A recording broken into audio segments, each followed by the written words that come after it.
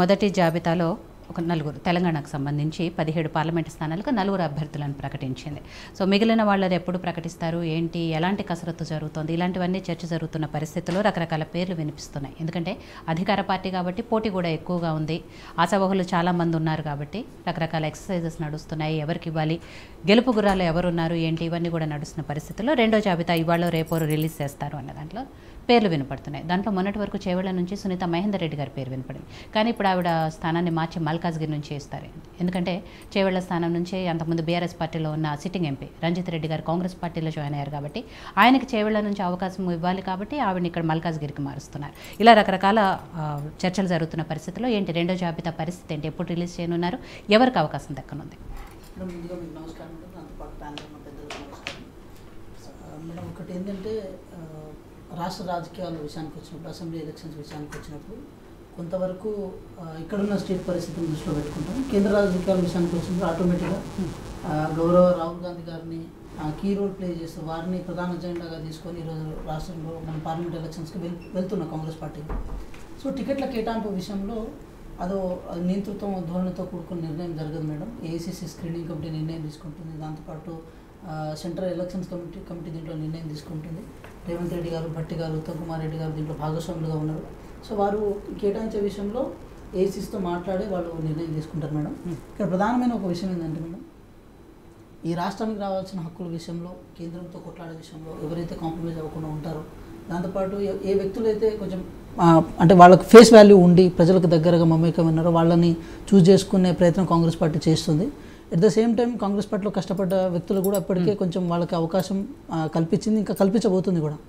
ఇక పార్లమెంట్ విషయానికి వచ్చినప్పుడు మేడం, ఒకటి స్పష్టంగా ఏ మాట చెప్పదలుచుకున్నాం అంటే మేడం, ఈ దేశంలో 10 సంవత్సరాల కాలంలో మోడీ పరిపాలనలో ఈ దేశం ఎటువైపు వెళ్ళింది, ఈ దేశంలో రైతుల ఆదాయం రెట్టింపు చేస్తా అన్నారు, అది జరగలేదు. దాంతోపాటు 2 కోట్ల ఉద్యోగాలు సంవత్సరానికి ఇస్తా అన్నారు, అది జరగలేదు. ఈ పార్టీకి దాదాపు 10 సంవత్సరాలు అంటే 20 కోట్ల ఉద్యోగాలు రావాలి, జరగలేదు.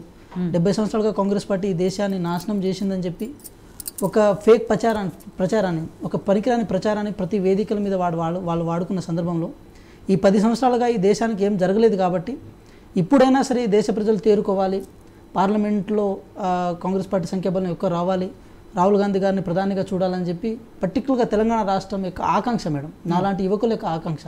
ఎందుకంటే మాలాంటి వాళ్ళు రాజకీయాల్లో రావడానికి ఒక విద్యార్థి దశ నుంచి ఒక అడ్వకేట్గా చదువుతూ, ఒక లా విద్యార్థిగా చదువుతూనే ఒక యూనివర్సిటీ లెవెల్లో రాజకీయాలు చేసేటప్పుడు మేము ఒక అజెండాతో రాజకీయాల్లోకి వస్తాం మేడం. కేవలం ఒక మతం ఆధారంగానో లేకపోతే మిగతా అంశాల మీద మేము రాజకీయాల్లోకి రాలేదు. రాజకీయాల్లో రావడానికి ప్రధాన కారణం ఏంటంటే ఈ దేశం ఎలా ఉండాలి, ఈ దేశం యువత ఎలా ఉండాలి, ఏ అజెండాతో ముందుకెళ్తే ఈ దేశం పురోగతి చెందుతున్న ఉద్దేశంతో మేము రాజకీయాల్లోకి వచ్చినాం.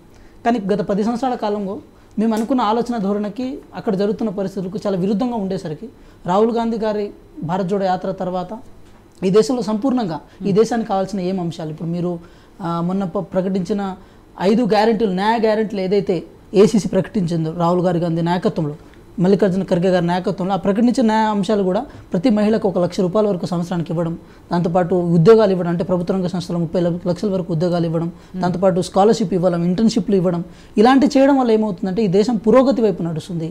ఈ దేశంలో ఉన్న యువత కానీ మహిళలు కానీ వాళ్ళందరూ ప్రధాన భాగస్వామి పొందుతారు, ప్రధాన భాగస్వామి అవుతారు ఈ దేశ పరిపాలన భాగంగా అని చెప్పి ఆ ఎజెండాతో కాంగ్రెస్ పార్టీ ఈరోజు ఎలక్షన్స్లో వెళ్ళే ప్రయత్నం చేస్తుంది మేడం. ఎందుకు దీన్ని ఉద్ఘాటించే ప్రయత్నం చేస్తున్నామంటే మేడం, మీరు ఒకటి గమనించండి, బేసికల్ ఏంటంటే 70 సంవత్సరాలు ఏం చేయలేదని చెప్పిన ప్రతిసారి కాంగ్రెస్ పార్టీ చేసిన అంశాల మీదనే ఈరోజు ఈ రాష్ట్రం నిర్మాణం అయింది మేడం. మనకు 1947లో స్వతంత్రం వచ్చినప్పుడు మన బడ్జెట్ కేవలం 200 కోట్లు మాత్రమే. కానీ ఇప్పుడు బడ్జెట్ ఎంత ఉంది? కేవలం స్వతంత్రం వచ్చినప్పుడు అంటే ఎన్ని మెగావాట్ల విద్యుత్తును మనం సరఫరా చేసేవాళ్ళం. స్వతంత్రం వచ్చినప్పుడు మనం ఎంత ఇల్లులు ఉండేవి ఈ దేశంలో, అప్పుడు ఎన్ని ఉద్యోగాలు ఉండేవి ఈ దేశంలో, ఈ దేశం యొక్క జీడిపి ఎంత ఉండే, ఈ దేశం యొక్క స్థితిగతులు ఎట్లా ఉండే. కానీ ఆ రూపంలో ఉన్న ఒక దేశాన్ని ఈ రూపంలో మార్చడం కోసం కాంగ్రెస్ పార్టీ ఏం చేసిందనే అంశం మీదే వెళ్ళే ప్రయత్నం చేస్తుంది మేడం. ఒక విషయం ఏంటంటే ఎన్నికలు వచ్చిన ప్రతిసారి మా కడుపుకి ఏం కావాలి, మా మనసులకు ఏం కావాలి, మా నోటికి కూడొందాలంటే మేము ఏం చేయాలనే అంశం మీద మేము పోరాడుతుంటే కాంగ్రెస్ పార్టీగా, బీజేపీ మీ కడుపుకి మీ నోటికి కావాల్సిన అంశాల మీద కాకుండా మీ మెదడుకి ఏదైతే భావోద్వేగం ఉంటుందో దాని మీదే మేము రాజకీయాలు చేస్తాం, దాని మీదే మేము తీసుకెళ్తాం. ఫర్ ఎగ్జాంపుల్ చెప్తున్నా మేడం, ఈరోజు మొన్నగా జరిగిన ఒక చిన్న సంఘటన, ఎలక్షన్ బాండ్ విషయం మీద ఎస్బీఐ ఆ లెక్కలు బయటకు తీయాలని చెప్పి సుప్రీంకోర్టు గైడ్లైన్స్ ఇస్తే, ఒక హెచ్చరికలు జారీ చేస్తే దాన్ని డైవర్షన్గా సిఏ అనే అంశాన్ని తీసుకొచ్చారు. దాన్ని డైవర్షన్గా ఇంకో కొన్ని అంశాలు తీసుకొచ్చారు. గౌరవ నరేంద్ర మోడీ గారు 2G స్పెక్ట్రమ్ సంబంధించింది, అది ఆ కేసుకు సంబంధించిన విషయం ఏదైతే ఉందో దాన్ని ఆ లోకల్ బెంచ్ ఏదైతే ఉందో దాన్ని కొట్టేస్తే మళ్ళీ అది మళ్ళీ పై కోర్టుకి వచ్చింది. ఆ కోర్టులో ఉన్న కేసును కూడా ఇంకా స్తబ్దుగా ఉంచారు. ఆ కేసులో పసలేదని కూడా చెప్పేశారు. అయినా సరే మొన్న నాగర్ కర్నూలు సభకు వచ్చినప్పుడు మళ్ళీ అదే విషయాన్ని బయటకు తీయడం, మళ్ళీ ఈ జగిత్యాల ఇక్కడ ఈ విషయం బయటకు తీసుకురు. జగిత్యాలనేమో ఈ ఇండియా కూటమి హిందూ మతాన్ని వ్యతిరేకిస్తుంది, హిందూ మతం వ్యతిరేకంగా ప్రచారం చేస్తుంది చెప్పి మళ్ళీ అదే అంశాలు తీసుకురావడం. ఒక విషయం ఏంటంటే ఈ రాష్ట్రానికి విభజన చట్టంలో ఉన్న అంశాలు తప్ప కొత్తగా మీరు ఒరగబెట్టింది ఏముంది, ఈ రాష్ట్రానికి కొత్తగా మీరు ఇచ్చింది ఏముంది, ఈ రాష్ట్రానికి మీ వల్ల జరిగిన లాభం ఏముంది, కనీసం మీరు చెప్పకపోయినా మీ ఎంపీల ద్వారానే చెప్పనియండి. లేకపోతే మీరు 8 మంది గెలిచారు కదా, వాళ్ళైనా ఆ విషయంలో క్లారిటీతో ఉన్నారా లేదా అని కూడా చెప్పనియండి. అంటే దట్ ఇండికేట్స్ దట్ ఒకటే చెప్తున్నా మేడం, 2014లో జరిగిన వేలోనే ఎలక్షన్ జరుగుతాయా, 2019లో జరిగిన వేలో ఎలక్షన్ జరుగుతాయా? అంటే ఆ వేలోనే జరిగితే ఈ ఎలక్షన్స్కి వాల్యూ ఉంది. ఆ వేలో ఏ వేలో జరిగినవి కేవలం ఎమోషనల్ ఎజెండా మీద జరిగినవి. కానీ అవే ఎమోషన్స్ ఇప్పుడు కూడా క్యారీ ఫార్వర్డ్ చేస్తే 110 రూపాయలు ఉన్న పెట్రోల్ 210 రూపాయలు అయిపోతుంది. అంటే నిత్యావసర ధరలు పెరుగుతాయి. దాంతో చాలా అంశాల మీద నడ్డి విరిగే పరిస్థితి ఉంటుంది. మేడం ఒకటి స్పష్టంగా ఏం చెప్పాలి, ఇవన్నీ ఎందుకు చెప్పాల్సి వస్తుందంటే మేడం, మేము ఎంపీలుగా కేవలం ప్రకటించి ఏదో తూతు మంత్రంగా చేయడం కోసం మాత్రం ప్రయత్నం కాదు మేడం. ఇది ఈ దేశానికి కావాల్సిన అంశాలని పోరాడే విషయంలో కానీ లేకపోతే కొట్లాడి నిలబడే విషయంలో కానీ ఎటువంటి ధైర్య సాహసాలు కావాలని చెప్పి విషయం మీద కాంగ్రెస్ పార్టీ నిర్ణయం తీసుకొని అది క్లియర్ కట్గా ఒకదానికి ఒకటి అంటే పరీక్ష చేసి ఎంపీ లిస్టులు ఎలకేట్ చేస్తుంది.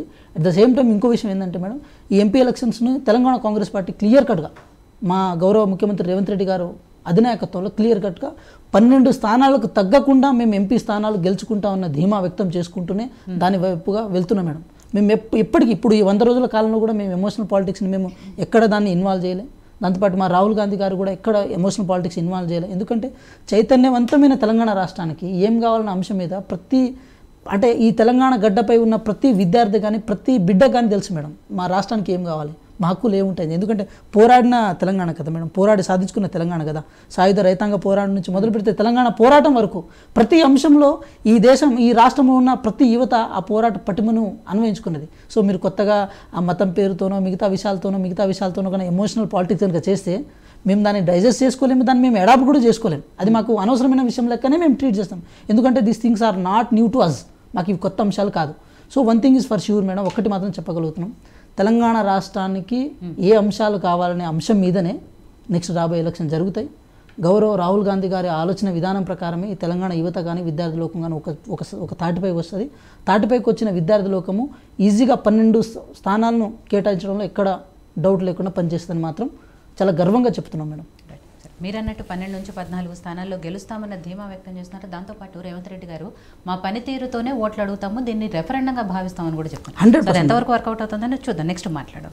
సో పద్మ గారు, ఇక్కడ ఇంకొక జాతీయ పార్టీ భారతీయ జనతా పార్టీ కూడా ఎన్నికలకు సిద్ధమవుతోంది. దాదాపు దేశవ్యాప్తంగా కూడా 2 జాబితాలు విడుదల చేశారు. 267 మందిని ఇప్పటివరకు అభ్యర్థులు ప్రకటిస్తే దాంట్లో